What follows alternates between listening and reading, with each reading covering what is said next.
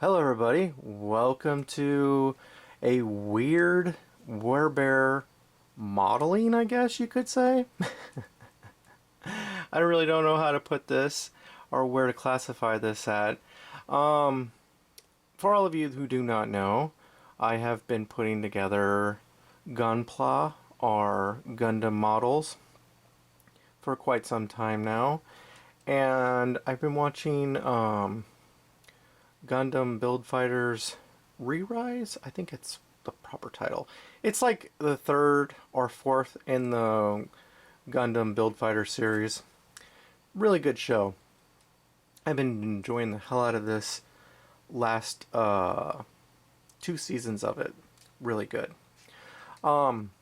Today I come to you because on the Gundam, I don't know if it's the forums or whatnot, I've been watching a lot of YouTubers who review these two model kits, and they've been complaining. And sure, there's a lot to complain about, especially when it comes to armor pieces with both of them. We're not going to talk about that. I kind of like the idea of building the armor pieces separately, though I do wish they would sell this guy or this guy in a separate kit all by itself. Charge $10, charge $5. It solves a lot of problems. Just sell these guys separately as a kit, and they're all by themselves. And then you can sell as many armor pieces as you want for 10 to 15 bucks. It's a little high, but whatever. That's another issue altogether. We're not going to get into that. Basically, this guy is Gundam Core Fighter 2.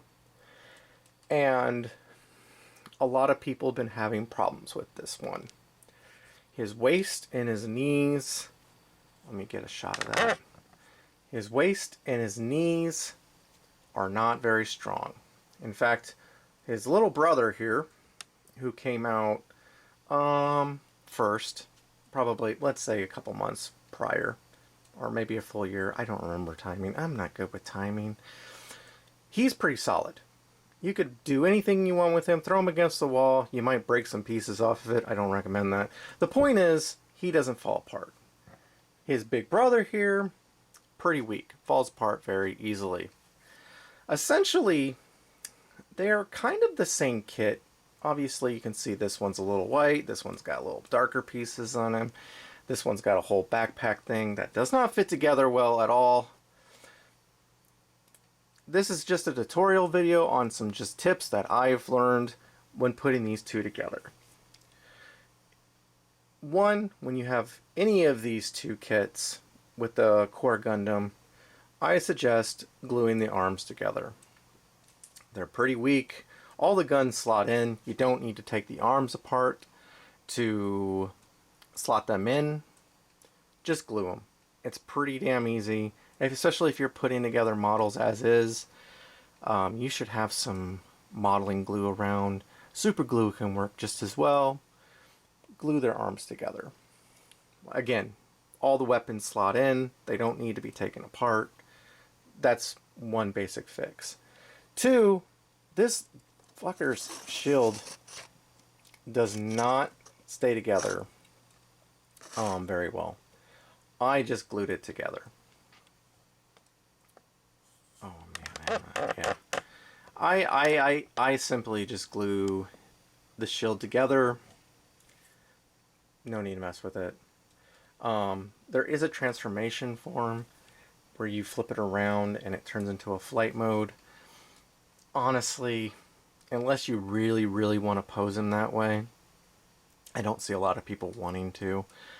I would honestly suggest just getting two of these kits and having two different shields and gluing them both together, and there you go.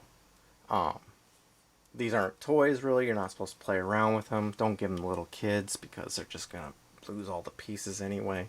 And if you are giving these to kids as toys, I would suggest just gluing the whole damn thing together anyway, just so things don't fall off. But that's a whole other issue.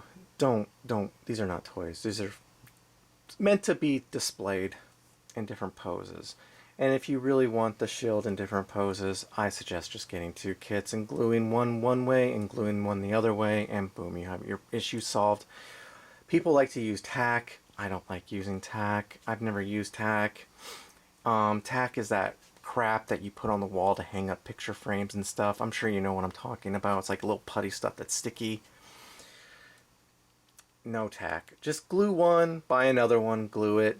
Yeah, we're talking about maybe 40 bucks here, but if you really, really want that look, I really don't see the desire in it, honestly.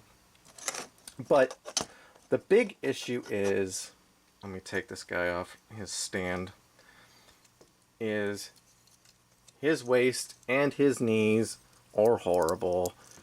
And let me just give you a demonstration that mine, oh, that shield, yeah, it doesn't like to stay on. That's okay.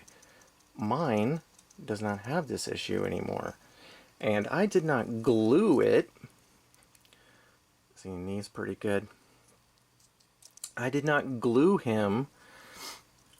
What I think happened is this right here. Let me put that down. His polycaps, maybe it's a defect or whatever. I'm not sure. I think they're too small. It might be something with the plastic. Now, when I originally used his when I originally used his middle section piece, I had that same issue. And when I replaced it with one of the other polycaps from another kit.